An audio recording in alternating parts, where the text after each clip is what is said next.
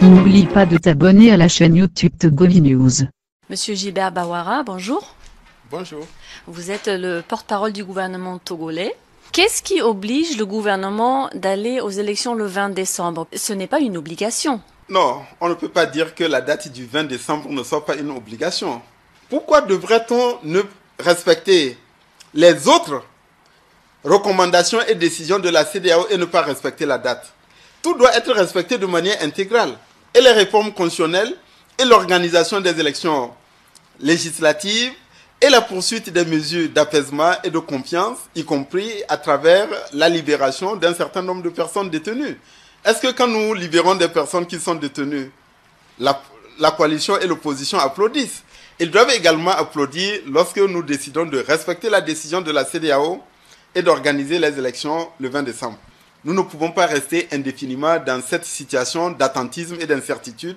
L'intérêt du Togo, c'est de sortir de cette situation-là, c'est d'avoir une stabilité, de se concentrer sur le développement économique et social. Au Togo, on ne discute pas que des élections du 20 décembre, mais on discute aussi déjà de la présidentielle en 2020.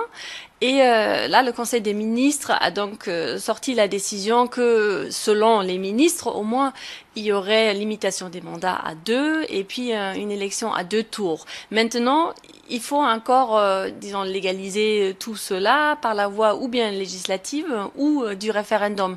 Pour quelle option va opter le Togo? Non, la préférence du gouvernement va au débat parlementaire et à la voie parlementaire pour l'adoption des réformes constitutionnelles.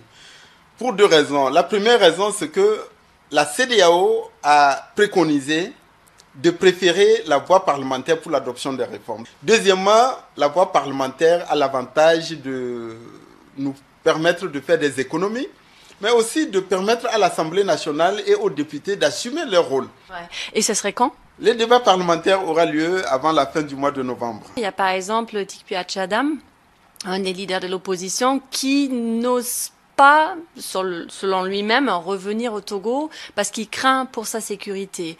Vous savez, je ne crois pas que M. Tikpi Achadam soit beaucoup plus important que les autres leaders politiques et acteurs politiques, y compris les autres membres de la coalition des 14 partis, qui prennent des risques, qui sont sur le terrain. Alors moi je crois qu'à un moment donné, le courage, c'est également un élément déterminant en politique. Si on n'a pas suffisamment de courage pour affronter des situations difficiles et des défis, alors là, on devrait faire autre chose. Deuxièmement, M. Tikpi Achadam n'était l'objet d'aucune menace particulière, en tout cas à notre connaissance. M. Tikpi Achadam n'est pas l'objet de poursuites, ce qui signifie que c'est de lui-même, en novembre 2017, après s'être rendu à Paris pour rencontrer le président guinéen Alpha Condé, à son retour, il est sorti du Togo librement par les frontières terrestres. Il est allé au Ghana, il a pris l'avion et à son retour, il a décidé de lui-même et librement et volontairement de rester au Ghana. Et donc, si M. Achadam estime qu'il a des préoccupations et des inquiétudes particulières en matière de sécurité et de protection, s'il fait la demande, je peux réitérer l'engagement et la volonté du gouvernement, notamment à travers les services compétents, de mettre à sa disposition ces éléments de sécurité. Bien entendu, cela ne peut pas le soustraire à sa responsabilité au cas où il posait des actes qui sont contraires à la loi.